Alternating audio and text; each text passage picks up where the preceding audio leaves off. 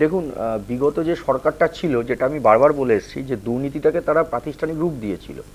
দেখুন, এখন সরকার বদলে গেছে, আমাদের বিজেপির সরকার এসছে, ভারতীয় জনতা পার্টি সরকারের বয়স তো মাত্র 3 মাস, তার মধ্যেই তো অ্যাকশন মোডে চলে এসছে। আচ্ছা, প্রশ্নটা তো উল্টো, যে গতবারের সরকার এটা কেন করতে পারলো না? তার কারণ আমি আপনাকে বলছি, এই যে কুণালবাবু স্টেটমেন্টটা দেখালেন, উনি বলতে চাইছেন অনুব্রতবাবু দায়ী আছে, ঠিক। আচ্ছা, মাথায় অক্সিজেন কম যায় যেন কে বলেছিল অনুব্রত সম্বন্ধে? মমতা বন্দ্যোপাধ্যায় বলেছিল তো। আজকে মমতা বন্দ্যোপাধ্যায় কি মানে ঝেড়ে দিতে চাইছে?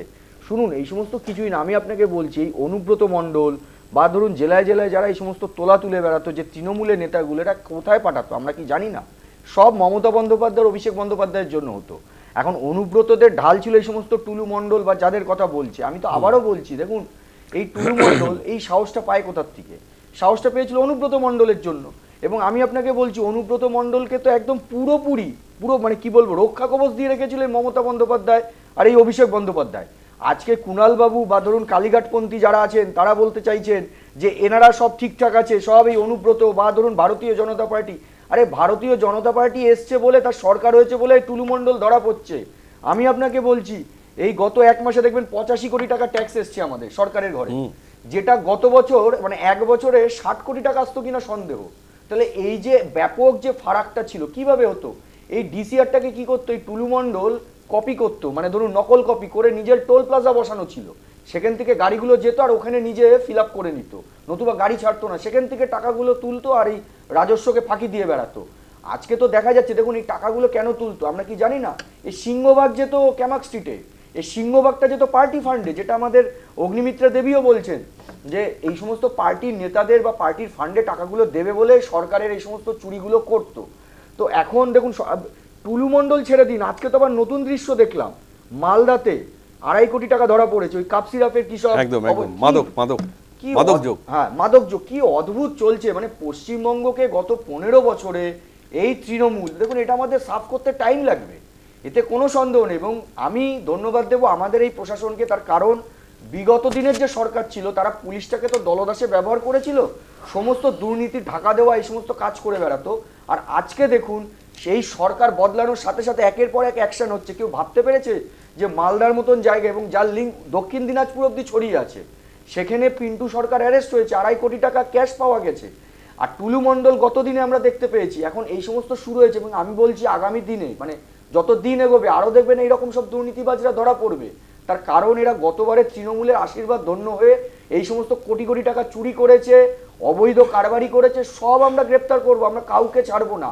এবং আমি আপনাকে বলছি, এই যে টুলু মণ্ডল, ও তো এখন বিদেশে পালিয়ে আছে। এবং আমি আপনাকে বলছি, মানে আমি বিশ্বাস রাখি যে দেখুন, টাইম তো লাগবে, বিদেশে গেলে আপনি তো চট করে যে তুলে নিয়ে আসতে পারবেন না, তার অনেক রকম কাঠখড় পথ, মানে ডিপ্লোম্যাটিক ব্যাপার থাকে, হ্যাঁ, এটা একটা আন্তর্জাতিক ক্ষেত্রে পৌঁছাতে হয়। কিন্তু আমি বিশ্বাস করি এই সরকার বিগত দিনে যা যা দুর্নীতি হয়েছে, এই বর্তমান সরকার তার সমস্ত কিছু উদ্ঘাটন করবে, এবং সমস্ত যারা অপরাধী তাদেরকে শ্রীঘরে পাঠানোর ব্যবস্থা করবে, এবং আইনযোগ্য যা এবং ব্যবস্থা তাই নেবে। ইডি যে অ্যাকাউন্টগুলো সিজ করে রেখেছে তৃণমূলের, কোথাও মনে হয় না তাহলে সেই অ্যাকাউন্টে তো কোনো না কোনোভাবে এই টাকাগুলো ঢুকেছে, যে কারণে প্রশ্নের মুখে পড়তে হচ্ছে আজকে তৃণমূলকে। না না, করেছে তো, এটা তো আমরা দেখেছি তো। এই যে অনুব্রত মণ্ডল যার কথা আজকে বলছে, উনি তো গরু পাচারে তো জেলে, কোনো মামলায় এখন মানে বেলে এখন ছাড়া পড়ে আছে, মানে ছাড়া পেয়ে আছেন। তো এটা তো আমরা দেখেছি তো সেই সময়। তো যখন এই কাজগুলো হয়েছিল, আচ্ছা মজার কথা, এই টুলু মণ্ডল বা এই অনুব্রতদের সাগরেদকে সেই সময় মনে থাকবে আপনাদেরকে, কিছুদিনের জন্য পুলিশ জেলে ঢুকিয়ে নিয়েছিল। তার কারণটা কি? কারণ বাই চান্স যদি এদেরকে ইডি তুলে নেয়, তাহলে তো পুরো ভান্ডা ফুরে যাবে। সেই কারণে এই পুলিশকে দিয়ে এই নোংরামিগুলো করিয়েছিল, যেটা আমি বারবার বলছি। এই পুলিশটাকে তো দলদাসে পরিণত করে রেখেছিল। আজকে দেখুন না, পুলিশকে তো ফ্রি হ্যান্ডস দেওয়া হয়েছে, একের পর এক দেখুন দুর্নীতিবাজকে ধরছে। আচ্ছা, এই যে মালদায় আজকে যে ঘটনাটা ঘটলো, দেখুন, টুলু মণ্ডলটা তো আমি বুঝতে পারলাম যে বীরভূমের বড় বড় নেতা আছে, কিন্তু পিন্টু সরকারের সম্বন্ধে অভিযোগ আসছে যে তৃণমূলের মদত থাকতে পারে, এটা আমরাও বিশ্বাস করি, কিন্তু তদন্ত সাপেক্ষ। কিন্তু উদ্ঘাটন তো হয়ে গেল, 2.5 কোটি টাকা, মানে 2.5 কোটি টাকার ক্যাশ পাওয়া। তৃণমূল এক নেতার বাড়িতে ভাড়া নিয়ে থাকতো। তো এবার পিন্টু সরকার ডাইরেক্ট তৃণমূল করতেন না করতেন সেগুলো তো তদন্ত সাপেক্ষ, সেগুলো ঠিক আছে। কিন্তু এই যে পশ্চিমবঙ্গ সরকার বা ধরুন আজকে আমাদের যে পুলিশ যে অ্যাকশন মোডে এসছে এবং একের পর এক দুর্নীতিগুলোকে বার করে নিয়ে আসছে, আরে এটার জন্যই তো মানুষ এই রায়টা দিয়েছিল। পরিবর্তন তো এটা একেই বলা হয়। তার জন্য আমি আপনাকে বলছি সুপ্রিয়দা, এবং আমি পশ্চিমবঙ্গের মানুষকে এটাই বলতে চাই, এই সরকার সমস্ত দুর্নীতি উদ্ঘাটন করবে, এবং যারা যারা দুর্নীতি করেছে, কাউকে রেয়াত করা হবে না, কাউকে ছাড়া হবে না।